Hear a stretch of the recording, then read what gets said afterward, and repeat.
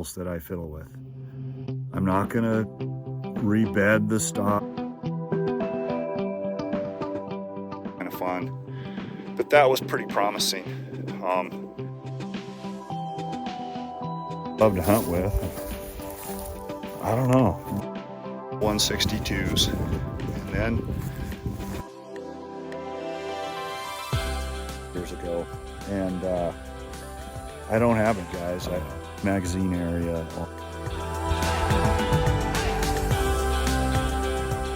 Is me, could be me for sure. So then I said, why I shoot 3 and then I let it cool. What happens? So anyway,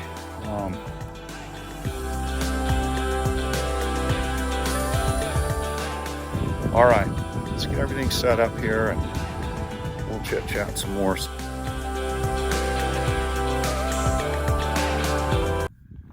Well, guys, we're out here for second trip to the range with Project Big 7. I just set the target up right there, heading back up to the shooting bench here, and this time around things are a little different. I've got a hand load that I just made this morning actually, and the gun now has 20 rounds through it, and it got a deep cleaning. I'll talk more about that here when we get going. So yeah, this ought to be interesting. We'll see. There's a little breeze.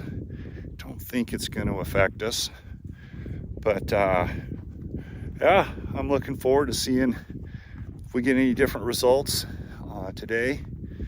And I guess one thing here, look at this. You know, I'm on public land, and it's just sad what people, I don't get it, right? I don't get it. This, the idea that you could come out here on public land and just dump stuff and shoot at it and leave it laying around. Somebody brought out all these pumpkins and leaves from their house. I don't know. It's super hard for me to understand. But each to their own, I guess. And we're gonna leave it better than we found it, for sure. All right, let's get everything set up here and we'll chit chat some more soon here. All right, guys, we're all set up, and I just sent 1 round through to foul the barrel, okay? I did a deep cleaning after that first range session, and I always like to foul the barrel with a shot before I start testing for accuracy. So that's behind us, and now I'm just going to settle in and send a group of 3, and as we're walking back and forth to the target, I'll let you know what bullet and everything we're shooting. All right, we just sent those first 3, and these are 162 grain ELDX, and it's a new load that I just developed this morning. I don't have a huge selection of powders right now that are ideal for the 7 mag. I have some, so I'm kind of using what I got to get started, and this is IMR 4831, which in my previous 7 mag life I had some good luck with that. I've had great luck with that powder in a lot of cases around this size. So anyway, yeah, we'll see what happens here. Things feel good, no wind, maybe in the mid 40s, just ideal conditions to be out here. And you know, one of the things we'll talk about as we go on here too is this whole idea about 3 shots and then cool the barrel. There were some comments on that in the previous video, and I thought there was some discussion, and hopefully I can just share a little bit about what my methodology is there with regard to hunting, and we'll do that here in a minute. Let's take a look at this target. Okay, brand new load. I don't know which ones are which. I couldn't see to know what's 1, 2, and 3. But you know what? That's just outside of an inch. So I think we'll keep playing around here. I made a few of those, not a bunch. I made a few of those, so we've got some more we can send down and see what happens. And then I also have with me those 175 grain partitions that we shot last time that are a known load that we were doing really well with last time. We weren't quite at an inch, but I tend to think it was mostly me. So yeah, we'll fiddle around with those, keep the ball rolling. So speaking of barrel cooling, well, that's what I'm doing right now. And I just saw a couple comments. I thought I'd elaborate a little bit on what my methodology is there. Is what you're not seeing on camera, right, on the video is I'm taking 3 shots in pretty rapid succession, as fast as I can, with keeping good form and good process. And I mentioned in the last video, you know, I don't like to let the cartridges sit in the chamber, the hot chamber. I do think that can heat that up and that powder up and affect your velocity, which will reduce consistency. So I try to send those 3 pretty quickly, and I feel like that's very representative of a hunting situation, right? Hopefully you just need 1 shot, that's it. But if you need a couple follow-up shots, they're gonna be in pretty rapid succession usually, and that's what you're getting here with these 3 shots. So then someone might say, well, why don't you just keep shooting, you know, just keep shooting group, don't let it cool. Well, I don't think that's representative of a hunting situation. I don't know of too many times you're going to shoot 12 or 15 or 18 rounds, you know, bam, bam, bam in the field. And the other reason I like to let it cool is it's easier on your rifle. It's going to extend your barrel life. And some of you may not care about that. I do. I mean, I want to take care of the investment. So that's kind of why I shoot 3 and then I let it cool. A subset of that, guys, is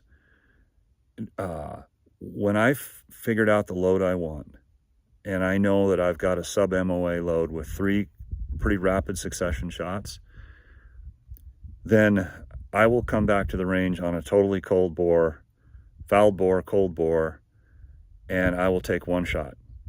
And that shot should be exactly where I want it. And that's replicating the first shot condition of hunting, right? And you already know from your bench work that shots 2 and 3 are going to fall right in line. So that's kind of how I head to the mountains with that level of confidence, knowing that first cold bore shot's right where I want it, and knowing that the follow-up 2 and 3 are sub-MOA shots. Done that for years. It's worked really well. Gives me a lot of confidence for my hunting. So that's kind of the method there. You know, I think if you sat down and you had a sub-MOA 3-shot group and you just sent numbers 4, 5, and 6 really quick, they're going to be right in there. They're not going to be 6 inches away or 8 inches away. At some point, it would get pretty crazy if you kept shooting. But if you did need more than 3, 4, 5, 6, those are going to be in there, given the conditions you're probably shooting under. So anyway, just kind of wanted to clear up, I guess, some of the comments I saw and why I do it the way I do it. We got a little cooling going on right now. As soon as that's over, we'll send some more. All right, guys, that was the second group with the 162 ELDX hand loads from today. You know, not great, not great. So then I sent a group of the 175 partitions, 2 in the same hole, and that one over there to the left. And we talked about this the other day. You know, I'm sure there's a lot of other variables, but this is reminiscent of some other rifles I've had. I get 2 solid, 1 a little bit off. Had some comments on that. I'm going to shoot a group of 3 now, and I'm going to let it cool between every shot. And we're going to see what that does. If that third one is me, could be me for sure, guys, could be me.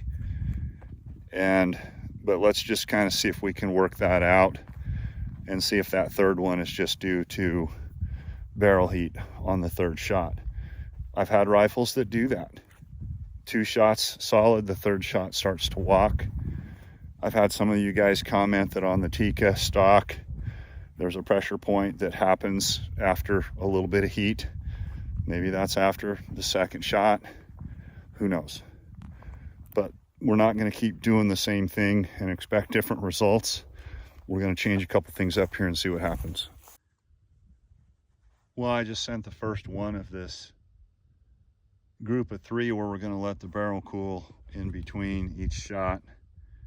And I'm gonna give it about 5 minutes and we'll see what happens with that. It should be interesting. So I wanted to talk about these DNZ mounts a little bit. Again, this is what's awesome about the shooting industry, right? Is you have so many choices and everybody's got their favorite, and that's awesome. And I'm gonna just share my favorite, and that's these DNZ one-piece mounts. These are the kind of heavier duty ones that have 4 screws per ring on there. And what I love about them is, first of all, I've had dozens of them on different rifles and they've all been premium. There's no, when you remove the scope, you can't even see where the ring was. There's absolutely, the machining, the tolerances are perfect. And that's been the case on every one I've ever had. The other thing I like is this is the minimum amount of moving parts that you can have, right? These directly connect to the receiver. So there's not a rail, then a Picatinny ring, another connection. There's just a minimum amount of connections, and I like that for the way I hunt, the way I use my rifles. So I pretty much run nothing but these DNZs on everything, and these are a 2-piece that I was just showing you. There's 1 piece also where there's a bar that connects the 2 rings together. I run some of those. I generally like the 2-piece. It's lighter. I've never had any problems with it. It gives you a little more access into the magazine area on Tikkas. You don't need that, but on some firearms, having that access is really handy. So anyway, I'm a big fan of the DNZs, and I like the machining is premium. I like the different heights they offer, from extra low all the way to high, extra high, and I've always found them to be just ideal. All right, number 2 of this wait 5-minute group is downrange, and we'll give it 5 and we'll send another one. But I thought I'd just jump in here real quick. You know, I put up that poll asking about the next project, and I think we listed out 358 Winchester, 7mm08, 270 WSM, and 223 Remington. And I think it's going to be pretty clear the winner there is going to be 7mm08 with 270 WSM in second. But in the comments, not only of that poll, but just of a lot of my content, there's a lot of people asking for that Project 270 information from a couple of years ago, I guess 3 or 4 years ago. And I don't have it, guys. I didn't keep that stuff. And I know that might sound stupid or whatever, but it is what it is. I don't have it. I have all my load data and I have all the stuff. I just don't have the videos. So with that amount of interest in Project 270, you know, maybe that's what we ought to do first. We get Big 7 taken care of. Maybe we jump back in and do a real detailed deep dive back into 270. And even after I quit doing videos, I kept running with 270 and I learned a ton more about it.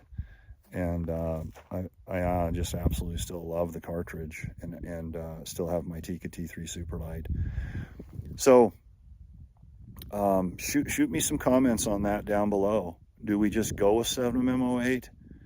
Do we do 270? And maybe I'll throw up a poll and ask between those two. Let me know what you think. Well, guys, we're not getting anywhere here. That's the 3 shots where there was 5 minutes in between them. 2 tight, 1 flyer. Well, I don't know. You know, that sure could be me. There's a good chance it's me. These days it's hit and miss with my skills shooting.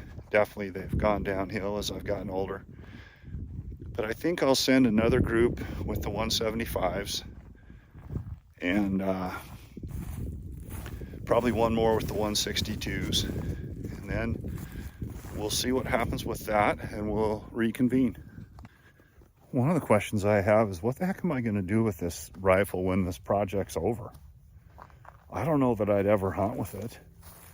I've got all kinds of other rifles I love to hunt with. And I don't know. I'll probably just prove it out and go trade it. Who knows? Well, I sent 3 more of those 162 ELDXs. And, oh, there we go. There we go. Maybe I finally did my part. Those look like they could be right at an inch.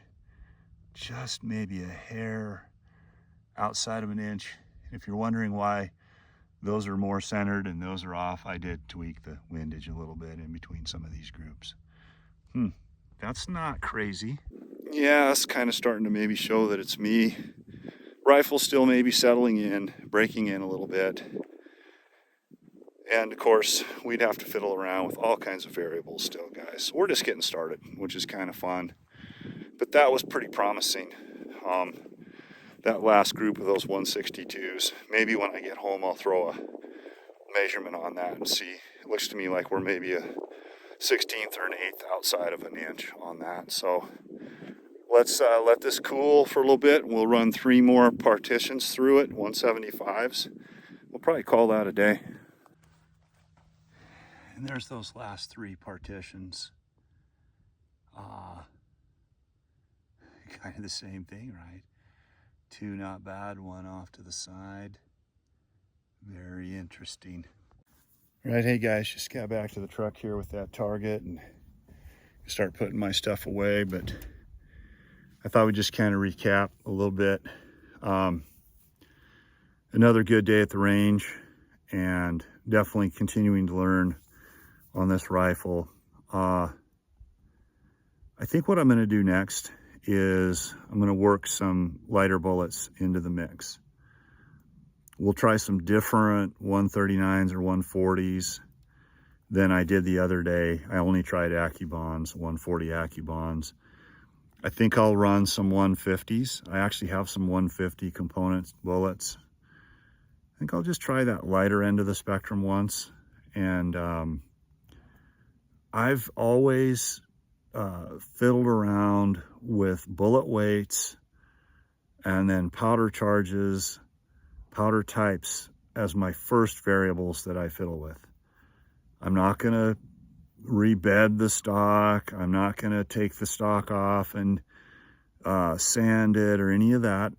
It may come to that, but to me, that's still down the road until we've had a chance to confirm a lot more components around the actual ammo, variables around the actual ammo. We'll start with bullets and powders on that, seating depth, obviously.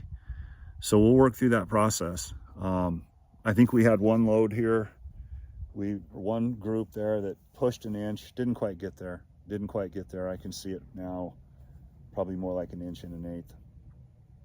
And I like that. I like that we're just gaining ground and we're having fun while we're doing it. All right, episode, what would this be? Episode 4, I think, of Project Big 7 and our second day in the range in the books.